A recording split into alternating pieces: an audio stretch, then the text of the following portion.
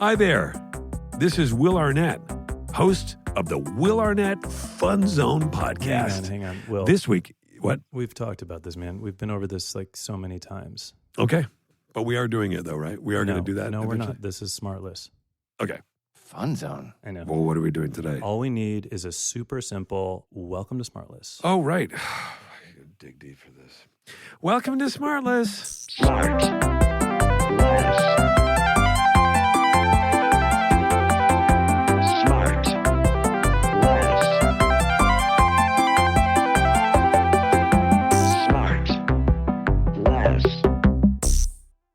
Now, listen, Jason, before we get too deep into the show, we need to talk about the crew caller. And now tell us walk us through what happened this morning. Well, I went ahead and I got showered and changed prior to our record for my golf engagement following this record. Oh, you golf? Yeah, I'm not proud to say, but Chuckles over there does it too. So I put on my collared shirt as you're required to do, and then it's a little chilly here in Los Angeles, so I put on a nice wrap over the top of it, a nice cashmere wrap.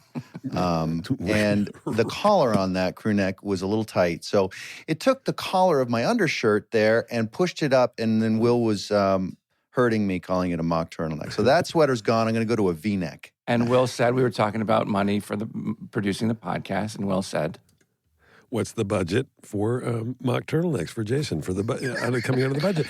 And I've Jason, already it's a fair question. First of all, you're allowed to mock a mock turtleneck.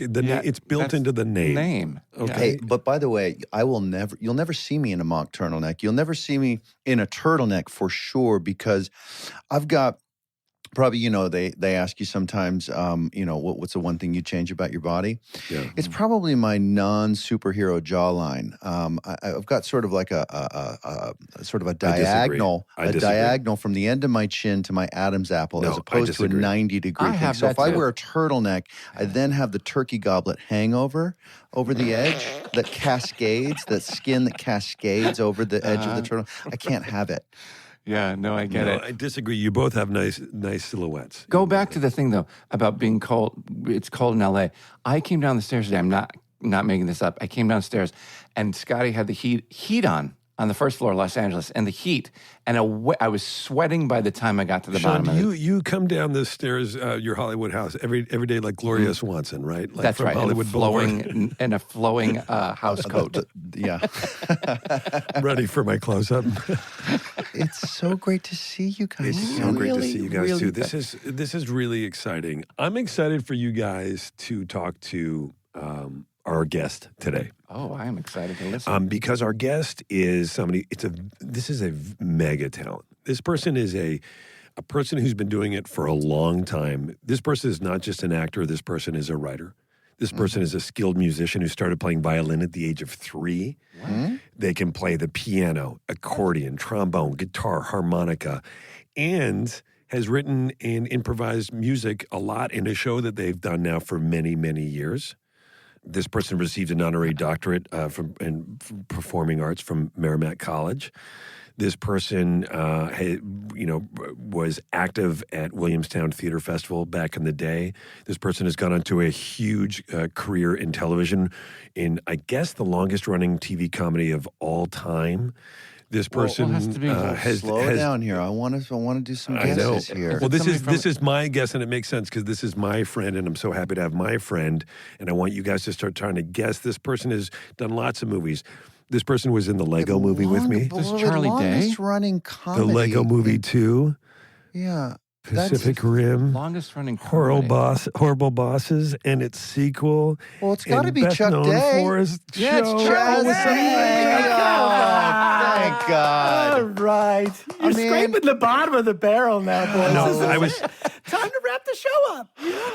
So, Chuck, Yeah, man. what about this? Is now I think the reason you've taken so long to book on this is your schedule. It took a real long time for someone to ask me. I think can't that's what believe it was. Rob McElhaney beat you onto this show. Oh, that's what does that nonsense. say about us? Here's my favorite part, is that Bateman and Chuck Day have been friends for many years. They've done a few movies together, and I was so happy to steal Charlie as my guest from under Bateman, just to really I put would it. have had him on too. I know. I think maybe you did ask me. Yeah, definitely. And then you were saying, yeah, gosh, I don't know. We're starting a podcast. And I think you gave me a little bit of a runaround, and I don't like to pressure people.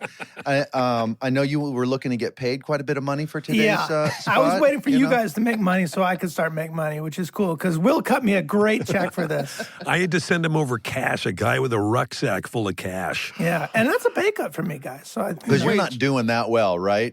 That show is not paying you. I've made a lot of bad decisions, though. You know what I mean? I've made a lot of sketchy calls. Wait, we had Charlie. We had McElhaney on, and what is it really the longest running sitcom in history? Yeah.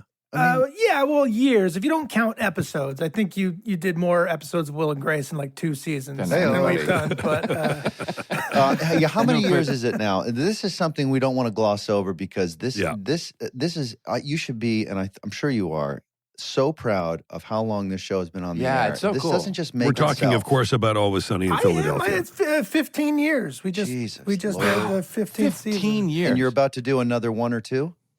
I don't know, at least another one, and we'll see after that. But, Look at the way he's positioning right there. I know. He knows Fox is listening, Of course. FX or whatever the hell it is. Yeah. And he's going to jam them again. He's going to get it to 20. You know what it is? We've done a lot. We've done a lot of these. I don't know how long we can keep them Nothing up. adds more zeros than a foot out the door, right? I mean, Yeah. that's just That's gets true. them. That's true. Yeah. So, Charlie, let's talk a little bit about, because we're talking about Always Sunny in Philadelphia, which is a huge, long-running show, longest by years. Could you have imagined? Take us back to the day when it actually became a TV show. Because we had Rob on here, and we talked about it. You guys made some videos and stuff, and you shot some stuff. Am I remembering that correctly? And you took it to FX? Yeah, that's basically it. I mean, we were shooting in my apartment, which was on the corner of Western and Franklin there. I lived, and I think I paid $600 a month for rent. You got And a robbed. little Quick two-bedroom. aside, Jason, last time you were east of Cahuenga, 5, 4, 3, 2, Back in the drug 1. days, for Yeah, sure. okay. Yeah, I think I might have seen you scoring on the corner. Yeah. There was a payphone I'd like to hang out at. Yeah, I might have had to run you down a dime bag or something once. still I'm there. not sure what it was. Oh my God! Well, So you're in your apartment. right. And was there a phone call from your agent or manager or something that said they bought it? You know what it was? So we had shot this thing and it was like pretty good, but we knew we'd sort of not hit the nail on the head. And we had nothing really going on, so we redid the whole thing. I mean, we were doing it so cheaply. We were holding the cameras. We had a little boom. It was real low rent. And our second go around was pretty funny. We thought, oh, there's something here, and we were all at 3 Arts Management at the time.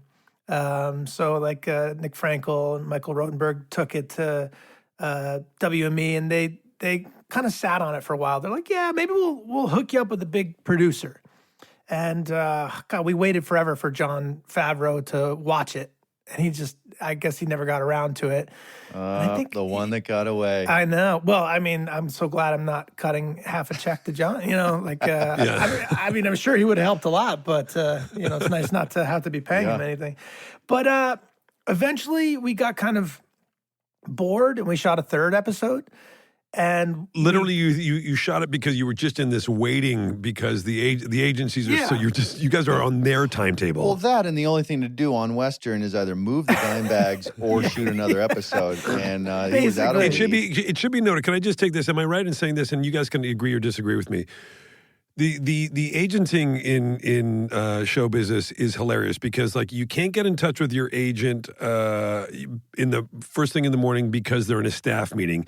Every agent takes lunch at 1:00 no matter what, so they're out of the office for 2 hours. They need an hour or so. They need an hour to get there, so they leave at 12. Sorry, we lost him. He's on his way to a lunch, and then he's back at 3. Then they do the thing is like, well, he's not in the office. Why not? Well, because next week is Thanksgiving. Yeah, next week is Thanksgiving, not this week. The fuck are you doing? And then the month of December. And then month of December, sorry, it's the holidays. Sure, got it. And then they go. And then, obviously Sundance is at the end of January. So nobody's back till Feb 1. It's the most ridiculous racket of all time. We were getting a lot of Yeah. that. The end of the day goes like this, Will. The end of the day goes, sorry, we're closed. He's going to start rolling calls. And then they call knowing you're not going to pick up. So yeah, or they call you at 7 o'clock and you're having dinner with the kid and you're like, why are you calling me now? Yeah. Right. Sorry. Well, Sorry, Charlie. I just had to get that's that. it, though. We lost sort of patience with that kind of thing. And we Yeah, I said, bet. "Look, we're going to leave you guys and we're going to go to a different agency with this." And that sort of prompted them setting a bunch of meetings. And Rob went around because we thought maybe it'd be too much to have all three of us in the meeting. So Rob went and we had an offer from FX to shoot a real pilot with a real budget. Rob's the closer. He's a closer. He's better in the meeting. He's a better salesman. How are you in meetings? Because I don't think I'm great in meetings. I don't enjoy them. I feel like I'm trapped in an office. I feel like I'm 45 minutes from getting out of these walls, so it better not go bad in the next minute or two because I'm stuck. Like all those things I start to feel, I start to think about, and then the walls start getting closer and closer like Star Wars. How are you? Do you look at it as like an arena, like I'm on stage, or this is fun, like let's win? Or are you looking to get out of there? It's tough. It's a tough part of this business. It depends. They're all very different. You go into a meeting and sometimes you just get cold stares. And Yeah. Well, often. I do have that vibe sometimes of like, well, here's the idea, guys. Do you want to buy it or not? Okay. Yeah. Yeah, if you have that indifference, what's it called, Will? Sex. It's I think called sexy. Sexy Sexy indifference. Yeah, indifference? sexy Yeah, indifference. yeah. Charlie, you know about his sexy indifference, right? Yeah. It's one of I'm still working the on it. major terms. You. But yeah, it's you're either selling or you're buying. The buyers usually look at you with absolutely no expression because they can. The sellers, us, have to go in there like circus clowns because we're selling, and that's really what we do in this business. And in a good year, you're selling yourself 6, 7, 8 times and winning. Like, in other words, you get fired half a dozen times and rehired half a dozen times if you're killing it. So, I mean, how many people in other industries have to sell themselves or get fired or rehired maybe 3, 4 times over their whole life? I mean, we got to do that all the time. It's tough. It was hard. It is for crazy, me. but then you look at the flip of it, Charlie. So you guys go through this process. You make this thing, you wait. You make this thing, you wait. You're waiting. You have to threaten to leave the agency. Finally, FX buys it. You guys are kind of a little bit hat in hand, and now all these years later, you're at the position we asked you, like, are you going to do more? You're like, maybe I'll do one more, whatever. Yeah. Like, you have the tables have turned a little bit. Yeah, well, Not a little bit, a lot. Yeah, I mean, I think the thing is, though, when we were shooting that pilot, I was 27 years old. Right. And I'm 46. And so I feel like, I put in my time with this one. You look so if 23 though. How I know, have it's you incredible. lost age since Yeah, you it's started? incredible. Well, yeah. Must be a real stress-free set there. But we all make stuff. We all produce or write or direct or act, whatever. And Charlie, kind of what Jason was talking about, is there a point where are you getting to a point where it's bothersome that the grind is getting to you about getting all these no's? Because it seems now to put together a package to sell something, you have to really stack the deck high before anybody will even consider. You hear about Meryl Streep getting passed or whoever, these big stars go out to pitch these shows and they get passed. Well, if they get passed and I'm stacking these deck and we're getting no's, what does it take to keep a production company going? I like to get everything done independently of a partner. So, I'd rather, if I'm going to be pitching a movie, I'd rather have the whole thing written. Right. And say, and a director in place and an actor in place. Yeah. And we're going. this is what it is. So all they do is write the check. Basically. Yeah. Yeah, as it should be. Yeah, but then that means you got to do a bunch of work for free ahead of time, which is cool if you've got the time and the funds to bank on yourself and work for free for a little while. Yeah. Look, at some point you're going to have to do that work anyway. Yeah. So I'm usually, it depends, right? There's other things I'll pitch and I'll know, okay, I want to get a writer on this and I want to get that person paid. So I'll pitch, but even then I'll work with that writer. I'll develop a whole outline. So that movie is basically ready to go, and I'll attach a few people to the movie, and then I'll go in and be like, here it is. This is what it is. Here's who's acting in it. Here's the director. Now please pay this guy. And Will to and write Sean, you got to understand, this guy he's so fast and he's so good. He wrote Horrible Bosses 2 on a 5-hour plane ride from New York to Los Angeles. I'm not exaggerating. He did a complete rewrite, page 1 rewrite on it, and we used most of it. And Wow. out of deference to our writers that wrote the draft before, I'm exaggerating a little bit, but Charlie That's deserves incredible. a great deal of credit for that. Well, I appreciate that. I don't want to take credit away from the guys You who don't even wound remember up their doing names. them. What an asshole. No, I mean, he's fast, but he is a prick. I'm fast with writing. I'm real slow with names. And we will be right back. And now back to the show. Wait, so speaking of names, so you and obviously you have a long-time relationship with Rob McElhenney. How did you guys first meet? What was that? I met Rob on a plane, so we were both being flown Writing Horrible out. Bosses. We were both being flown out to test for a pilot for the same role. No And it was way. one of those things where, you're in the airport and you're like, oh, this guy's got to be an actor. He's got that look. And the show is called Mather House. It was about college kids or something like that. And, I don't know when I said hello, but maybe after the plane landed. And Where were you coming from? From New York? from New York, yeah. We both lived in New York and we were flying out. They put you up on, like at the Hilton or something, know right off the 101 there. Oh, right yeah, by I know it. Universal. Oh, No yeah, way. many times. So we're both staying there, and then Used to find Jason on the side. yeah. I used to remember pilot season. I used to come out there and stay there, or the Sheraton, or the Intercontinental over by Fox, which is where Tony Hale and I stayed for the Arrested test. Anyway, keep going. It was my second time that happened. It happened to me. I tested for something called Weird Henry, and they liked me for Weird Henry, and they flew me out, and then they did one sort of round of notes with the producers, and then the studio was like, "This show's not going to work," and they canned the whole thing. And then the same thing happened with Rob. Rob and I both went and tested, and I remember thinking like, I got this guy. He doesn't have the charisma. I'm not worried about him. Look at his stupid face. Look at No his one's dumb gonna face, want it. man. He's never going to make it in show business. He'll never own a football team with Ryan Reynolds. Yeah, forget it. He was too handsome. I was like, he's too modelly. You need someone real. And then the same thing happened. They canned the whole show while we were out there, and we just kind of bonded and stayed buddies. And now I can't get rid of him. Every year I'm like, well, maybe we've done it with the show. He's like, come on, one more, let's go. So, And then, so not only can you not get rid of him Always Sunny, then you guys create Mythic Quest with, it wasn't just the two of you, it was somebody else too. with Megan Gans. Megan Gantz. Yes, of course. Yeah. Yeah, no, I can't get rid of this guy. I go on podcasts. I'm just talking about him. I'm like, I hear him. He barely talks about me. I'm talking about this guy constantly. No, he talks about you quite a bit. We just can't repeat it. Oh, okay. And you guys started a podcast together too. Now you've got this Always Sunny podcast. And now we're talking about the show, and people are listening. And But we're not here to plug that. We're not going to talk about No, that. yeah. Let's plug everything you got. Let's have it. I think what we should really, if we really want to get this cooking, we should just talk about golf. I mean, Let's go. first of all, when we were doing Horrible Bosses, Yep.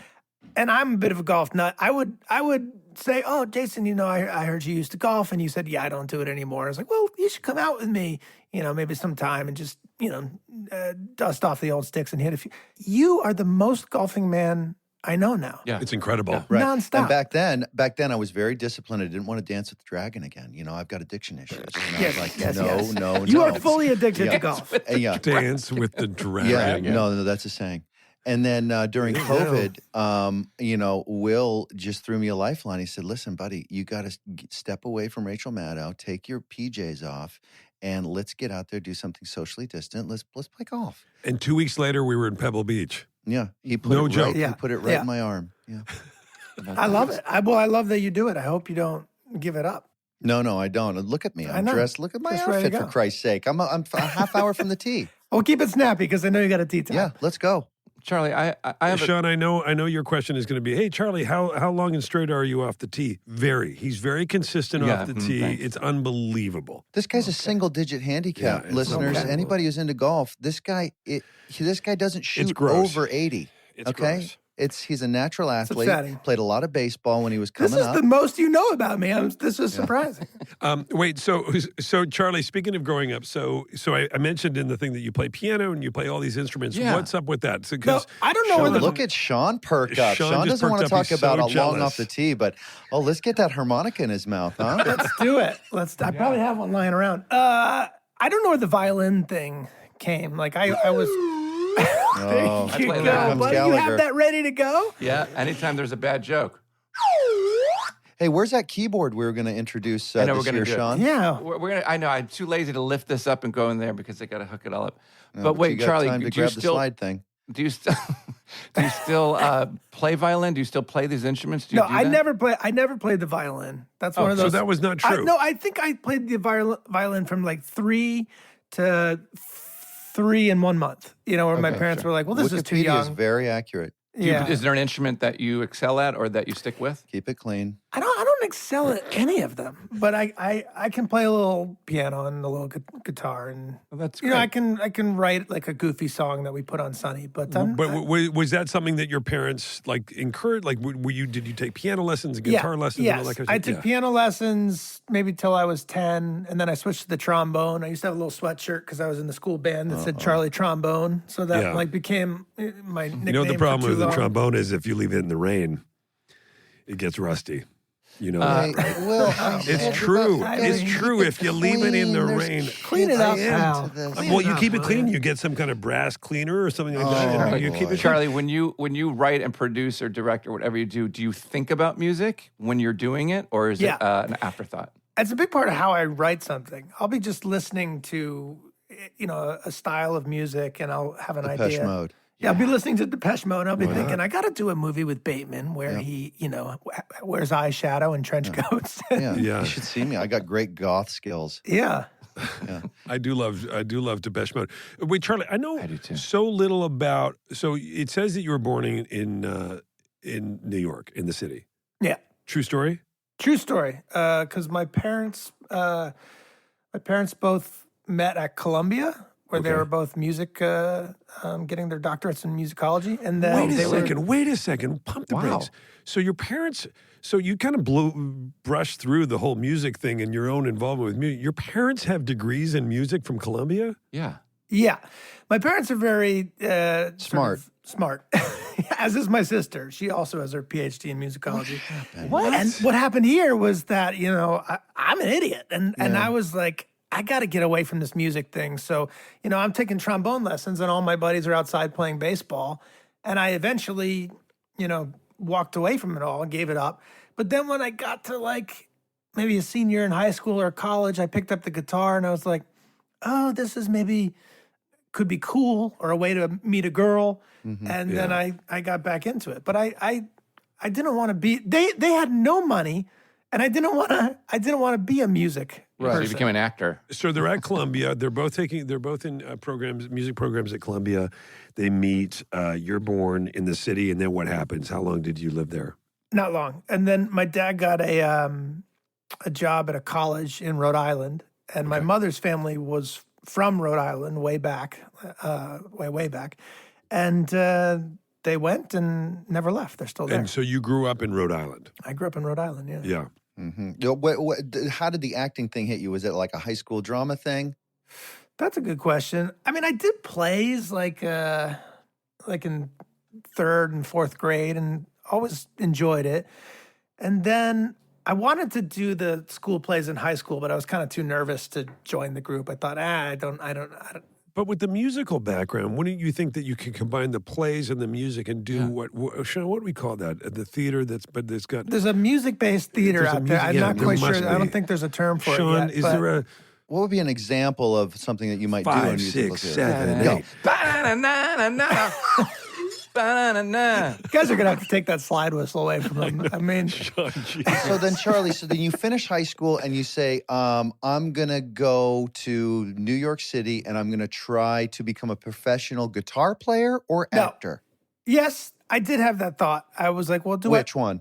I didn't know. I was like, maybe I want to write music, or maybe I want to do But you knew acting. your future wasn't in Rhode Island. It was probably in Manhattan. Yeah. Well, first I went to college, Jason. Where was that? Wait, hang on. What's college? Yeah, CLLEG. it's a school after the studio school. Voluntary additional school? I don't understand it.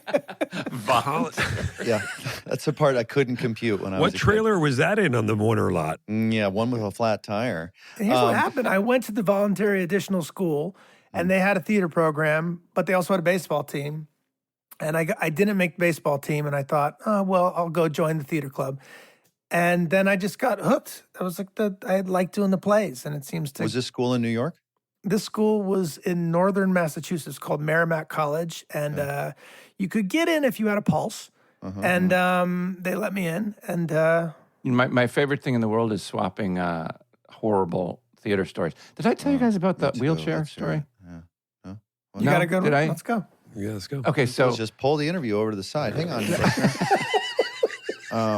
Go, no, Sean. really quick. This was horrific. I was a sophomore in high school, and I was in charge of changing the scenery, right? The battens that would lift the scenery. So in between, we were doing one act. So in between each act, we had 15, 30 seconds to change the big, huge scenery and pull them up. And I was in charge of all those hydraulics. So the stage manager points to me. She's like, go. And I didn't realize there was a rope hanging on the side that somehow hooked onto the wheelchair that the guy needed in the next scene. This is an so episode from a cartoon I saw. No, I swear to God, this happened. And I raised it, and the hook pulled the wheelchair up. So the curtain goes up, and the wheelchair is just swinging, hanging in midair. Oh, shit. And the guy's first line was, something like, "I don't know if I'll ever walk again." But he had to. It was awful. Oh, golly. That's my Back to whole- SmartLess. Hey, Charlie. So you're up there. So you come down out of the junior college and you come to New York City, and you don't just knock on a door and say, "I'm here. I'd like to be an actor." What do you look in the paper for auditions or an agent, or what was your first step? Yeah, I did all that crap. You get the Village Voice, and you're looking through all those things. I had a really lucky break when I was in college. There was a guy named John Foosman, and he was like one of those guys who was like 35 and in college, and just hanging out just outside the school grounds, looking basically through the fence. Yeah, yeah. And he had tipped me off to a place called the Williamstown Theater Festival. sure. And I went there to sort of empty garbage cans and maybe say one line in a play and just intern. And they had like a program where you could audition and be part of a non-equity group. And after my first summer there, I was still in college. The next year I auditioned and I got to be part of that group. And A bunch of agents go up there, right? That's a yeah, good showcase. Yeah. After my third year there, I got an agent. But Sean, did you ever do that? I'd love to do Williamstown. Did you ever do that? I would love to. No, but I would love to. But Charlie, I was going to ask you. Like there's when we were all young, all four of us and other people like us that are actors, there was a definite path to what you wanted, right? You got your headshots, and then you had your resume on the back, and then you would submit them to agents, and then agents was. But now it seems so different. Do you have friends? Like, does your sister have friends and be like, "Hey, Charlie, can you help my friend out? They want to get into the biz and they need advice." I mean, do you ever get people coming to you, and what would that advice be now for kids rather than when we were growing up? weirdly, I don't get too much of that. I don't know if I don't give off a vibe of that I'll help, or I'm not sure why, but Do you feel, no, but let me rephrase that. Do you feel shitty about yourself that nobody wants acting tips from you? Or career advice. I had that, Sean, when I was a kid, this is a true story, when I was living in New York, and I didn't know anybody in New York, and somehow my mom knew through somebody from like Winnipeg, knew the actor Len Cariou. Do you know that guy? Do you remember Sure. Len Cariou? And so somehow she's like, you should call him. And I was like, okay. So I called him, poor guy, because now I sort of 30 years later I get that flip, which is like, he's like, hey, what can I do for you? I'm like, well, I'm just in New York and I'm going to theater school. And like, okay. I'm ready to be successful. Yeah. So, and like, I get now that position. I even felt it at the time where he's like, I don't know what you want me to do for you, buddy, but, I'm worried about my own day to day over here. Right. And so you do get those calls sometimes from friends of friends, and they go, hey, our kid is 18 and he's moving to New York, and can you call him and give him some advice? And there's really nothing you can say to anybody. I actually like it. I actually Do don't you? mind it. Yeah, it's all about timing, but yeah, I actually What like, do you tell people? Because getting an agent, like you do have to get into kind of a showcase situation. It's whether just it be really an tough acting for school or everybody. something. I think you have to create your own path. Gone are the days of relying and waiting on phone calls and agents and all that to do it for you.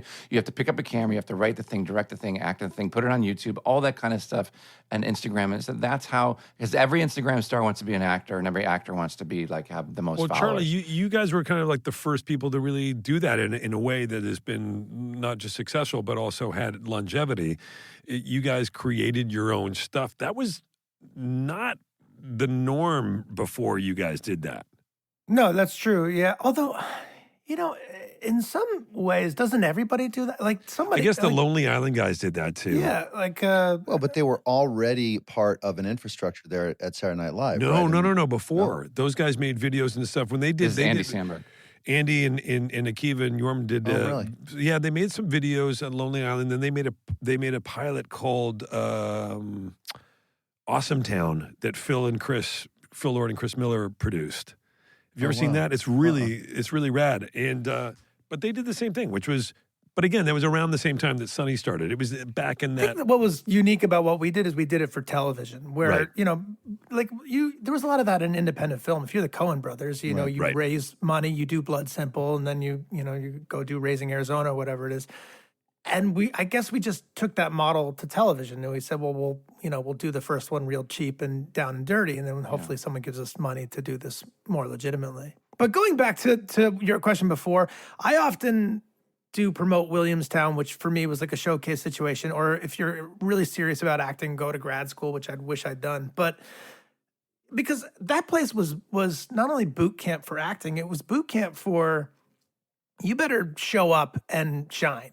Because in that group, in that non-equity group, it was myself and Catherine Hahn and Sterling Brown. Wow. And I mean, the competition was so fierce. And Jimmy Simpson, and these people were going to outshine you. They weren't trying to outshine you, but they were going to do their work, and they were going to be, they were going to come to rehearsal, not set, and just blow it out of the water. So you had to learn how to.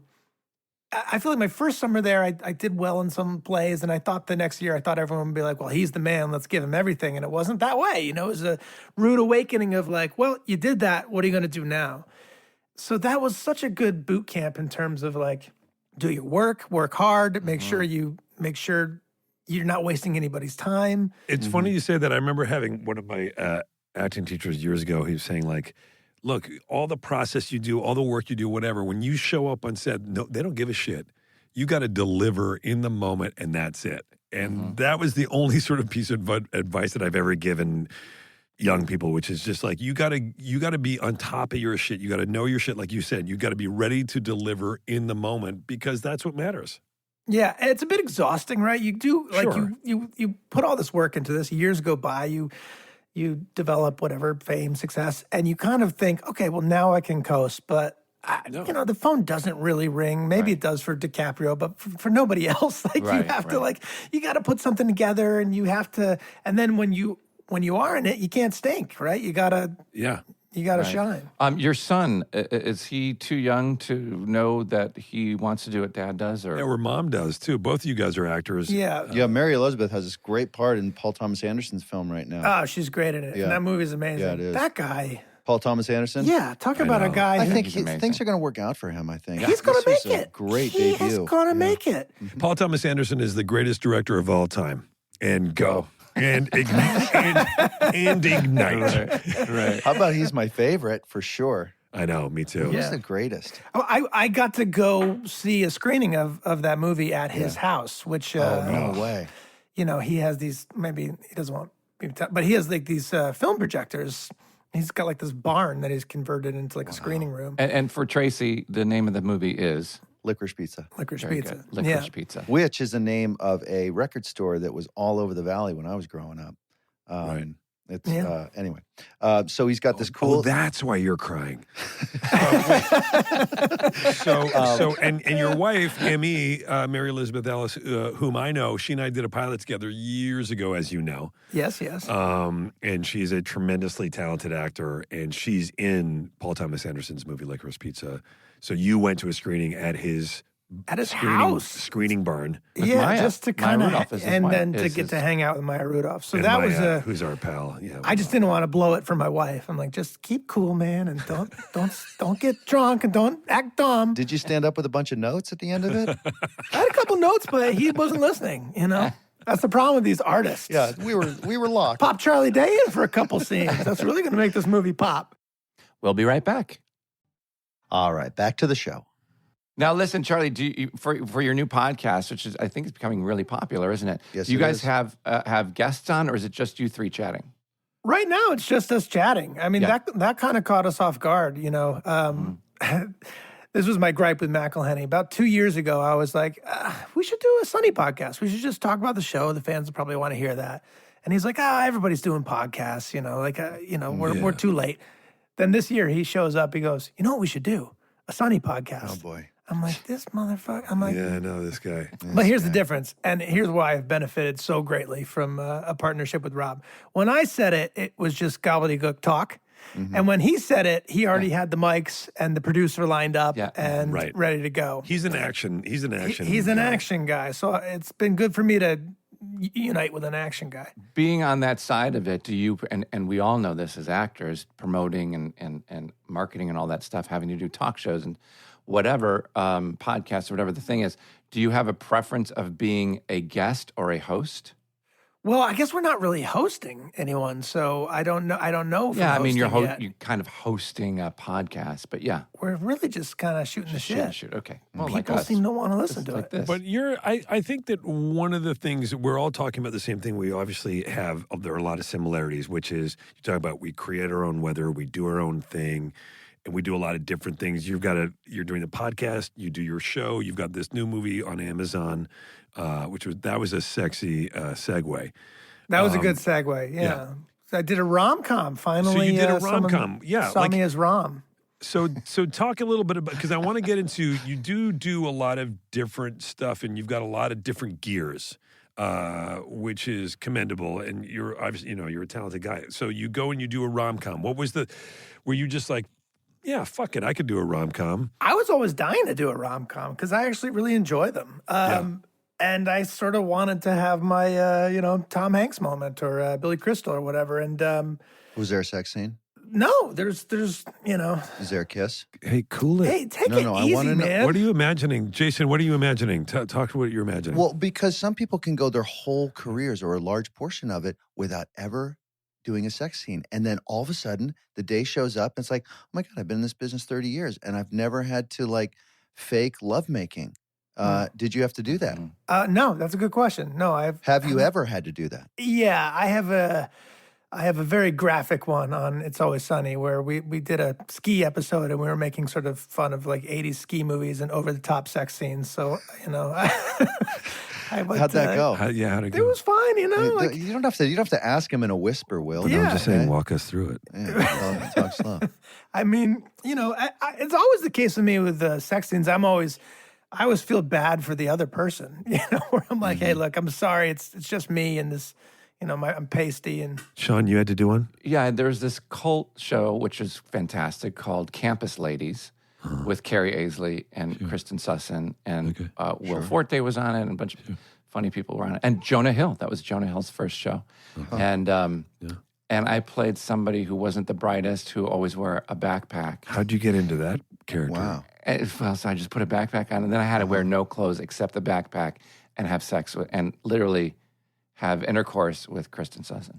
Oh, Oh, okay. how did that go? Jason? Fine. Oh, sorry. Go ahead. Sean, finish That up. was it. That was it. And Jason, what about your sex stuff? I've got a loose connection. Can you guys hear me okay? Yeah. Is that what you said in the sex scene? I'm not My following. wire keeps coming out. And can you hear me? Yeah. And is it in? I guess that's the big.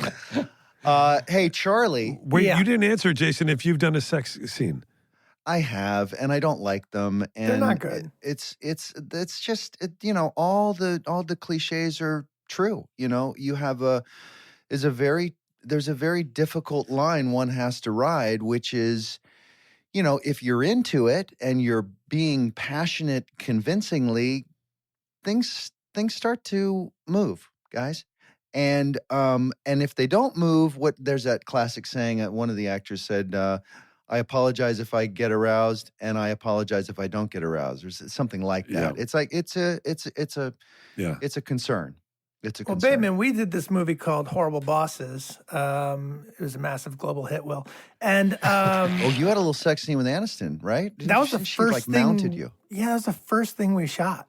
Oh wow. Wow. Oh, boy. That's And good that was planning. basically my second time meeting her. I met her at the read through. It was like, okay, well now take all your clothes off and we'll take these provocative photos. But I only found it humiliating, Yeah. because I was like, oh man, I should like go to the gym or like, Sure. I was like, I'm so sorry. I'm really pasty and doughy over here. And, you're probably not used to an image like this in your sexual scenarios. I had to do a scene in Brother Solomon with Forte where he comes to where we make up at the end of the movie, and I'm in the shower, and I come out. So I've just got the little sock on, and then nothing else, and then I got to turn, and he and I have to hug while I'm basically. Now for Tracy, let's explain what the sock is. Go ahead, Will. It's basically that. Like it's a sock that you put over. It's a thing you put over your junk. All your meats and cheeses get covered. Yeah, it's like it's a little coin purse that's got a couple of pieces of fishing wire on both sides that go around you as a thong. Yeah. Okay, but it's A a coin nude. purse. It's a nude colored, and it's Yeah. made out of like pantyhose Yeah. and with fishing string on it. So Right. you can Yeah. imagine it's not comfortable. It's not flattering. It's not a good looking thing, and No. it's difficult at times to fill out. Will. And it's well, that was not an issue. It was more of an issue that like it was kind for of you. like you said, like I'm sorry if I get it aroused, and I'm sorry if I don't. And I just thought, boy, this could go either way with Forte. I have no idea. Which way did it go? I don't want to say it, but I We all love the have to guy. watch a movie? Let me Yeah. just say this: I love the guy, and you Yeah. can tell. Well, you've said plenty. Good for you. Will you wear Wait, that to the beach sometimes? Go So ahead. Charlie, so you're doing this romantic comedy. You decide you want to do it. What is the movie?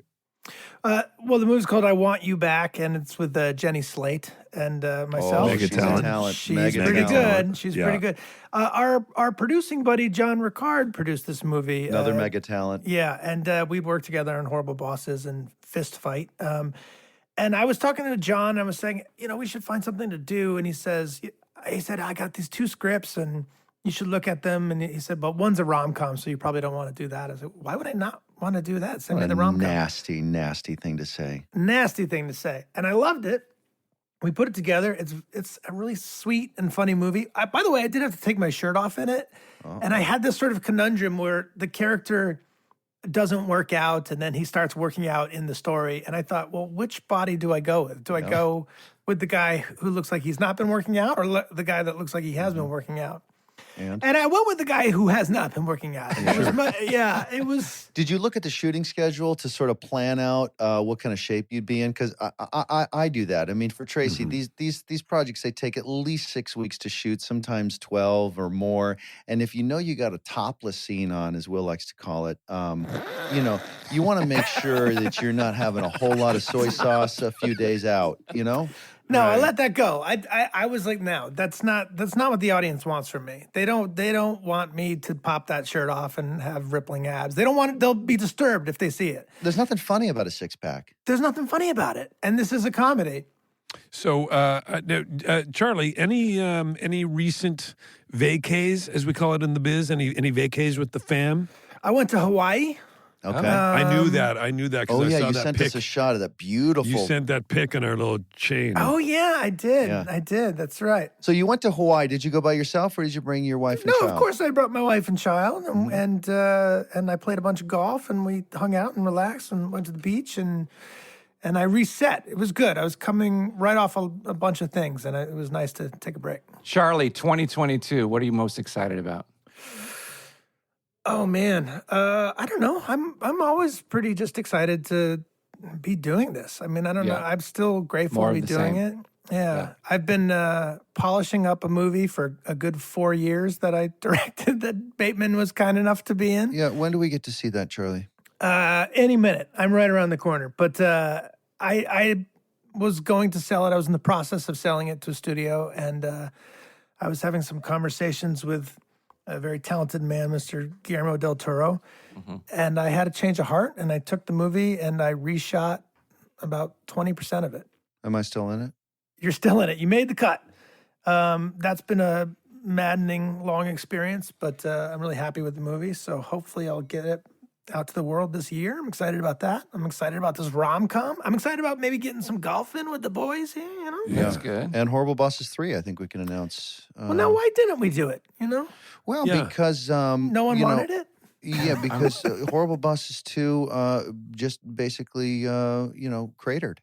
Did it shit the bed? By Did it? today's How- standards, it's a huge hit. Oh, that's true. Yeah, it didn't Yeah. do as well as the Oh, you first. mean by pandemic standards? Yeah, that's right. by the standards of everybody staying home and not going into theaters, it did Well, great. I would Yeah. like the third one because I really, really like to collect those sets. Yeah. Oh, yeah. Things do happen in 3. Maybe we just make it for a price, you know. But it did turn out people just didn't give a shit about about a second one, so they're really not going to want a It's third. not really a story that needed a Hear sequel. me out. No. Horrible Bosses 3, but there are 2 new, Sean, right? 2 Yeah, new I'm s- guys who, look, they're kind of... They just go, they're happy. my boss is terrible. Hey, my boss is bad too. Are you a boss or you're an employee? Exactly. But the catchphrase is, my boss is bad 3. Yeah. Same here. You know? I get it, Sean. I get it. So, Charlie, listen, you're such a talent. You're such divine. a good guy. You're such a You're good guy. You're a Great theater golfer, major. You're a really musician, successful, golfer. You've got a Great marriage, family. charming little kid. Your new movie, I Want You Back. Your rom-com is out. Can't wait to see and it. it's on Amazon now. It's really good. I actually love this movie a lot. Charlie. Charlie, I love you. Charlie, thank you for being here. We see you on the golf course probably in the next few days. I'll Well, bet. you're teeing off in about, what, 10 yeah, minutes? this is already 6 minutes into my Yeah. heart out. Yeah. Okay. He's got a heart. That shows how much he loves you. He never does this if he's got a heart out for golf, as you know. I appreciate the 6 minutes over. That's good. And you know how persnickety Jason is about everything. My range time. I need So- my range time. yeah. Yeah. Well, we can come back. I can come back. We'll finish this off at probably. And next time you're on the podcast, we'll talk about the time when we were coming down 18 and the guy hadn't charged Jason's Tesla. And, but we'll save that. And I had a 2-hour drive ahead of me. Yeah. It You didn't made end it well. You made him give him his. My 20 back. Yeah, 20 back. Yeah, yeah. And then, we never. I Jason, gave him 20 just because I felt bad. He got yelled at so much. Jason, you don't know this, but Charlie and I both tipped the guy after you took the tip Are you back. kidding me? No. Yeah. bastard. Well, we felt bad. Well, we didn't want them We to write a felt so story bad like for him. fucking He Jason. mean, fucked you- me. You were his hero. He You fucked were me his good. hero. At least $20. I should have taken more out of his pocket. Son of a bitch. I will say, to your credit, you did preemptively tip the guy and say, hey, do you mind taking care of this? He said, great. And then he didn't do it. Right. So it's like, well, I'm going to pay you for the valet parking, but the extra juice for doing me a solid, which you didn't do, Yeah. that Yeah. then means that you no longer need the money for that. Yeah. That'll Let me show ask him. you this: if you had shot like even par that day, like your best round ever, Yeah. Oh, do you God, think I you would- wouldn't have cared? Do you think you I would would have have been? given him a ride wherever he wanted to go and all the money in my pocket. And that is Jason Bateman. Guys, we'll be right back with an all-new episode of SmartLess. He loves his golf. He loves his golf. Charlie, thank you. enjoy the rest of your day. Great to see your faces, fellas. Sean, let's hang out sometime. I don't. I'm wanna, right here just let's- for you. Not worth it, Charlie. No, Not worth it. No. nuh-uh. it's got to be better. Bring the slide whistle. Next 2 weeks, text us. Let's get out. Okay, I'm busy, but we'll see. Yeah. Okay. All right. He's about to No, slam I'm the around. laptop. He's I'm gonna around. do the. He's gonna do the good out. He's It's how it slamming is. Well, the you know laptop. why? Because I'll tell you why I was going to do it. Because Sean Penn did it, and then I Yeah. remember I was listening to that. I was like, "Wow, Sean Penn did it. That's how Dude, I'm." that's the way. I That's think the I've way to done do it it. ever since then. I was like, That's the "Well, way Sean to Penn just leave a slams zoom. it down." Slam it down. Yeah, that's how you do it. So I'm going to slam it down. Bye. Bye. Oh, look, he really did. That Charlie Day he's always a breath of fresh air, isn't he? Every time So you see him, pleasant. you feel Very better. present. He's like we could change his middle name to Sunny, right? So just Charlie Sunny Day. Yeah. So Always a nice. sunny day. Yeah. And Charlie. So, Sean, you don't know Charlie. You've never met him personally. I never met him. I did that one voiceover Monsters University with him. But of course, as you know, when you do animated films, you don't really see the other actor because you're doing it alone. What? Yeah. So I never really met him before, Right. but I'm a huge fan. And I don't know if you've seen Monsters University, but he steals the movie. He's hilarious. Yeah, of course. First of all, if you're a fan of comedy or you're a fan of animation or you've got kids, you've seen Monsters University. It's a great movie, and he is great in it. And you are, but he is, no, it's a great movie. And he is such a. I met him the first time was through his wife, through Emmy, Mary Elizabeth Ellis, who's such a talent and so cool. And he's a super nice guy, super real. And he joked about being down to earth. He legitimately is. And then you go and then he's incredibly talented. Yeah, I love him. And prolific writer and just everything. And he's so funny. He's so naturally funny. You guys both have very unique voices. Yeah. Yes. Yeah. He's got a very unique voice. I don't know if I would consider myself to, but he does. Wait, nobody ever bites my for my theater stories because Huh. Number one. So why don't we save it for a podcast no one wants to listen to? Okay. What's funny is that you don't take from that like maybe I should stop asking. I'm telling you, your takeaway is nobody bites. No, I'm telling you, somebody's going to come with a really funny theater story. I think they're always so funny. I like that. Usually, your question about funny theater stories ends up with you telling a funny theater story. I know. It's a self setup. Jason, you missed Sean the other day. Robert and I kept pimping him out to tell funny stories for everybody at dinner. Funny theater stories. Funny theater story, and he kept getting up and telling these hilarious. They were legitimately hilarious, and he got so worked up he had to go to the hospital. I did. That's a true story. So all of a sudden, Jen comes. She goes, "Sean just went to the hospital." I'm like, "What?" You know, next time I bring up a theater story, maybe someone will bite. Bite? Oh, bite. Yes, got it. Got it. Yeah, no, that works. That qualifies. Love you guys. Bye. Love you. Bye. SmartLess.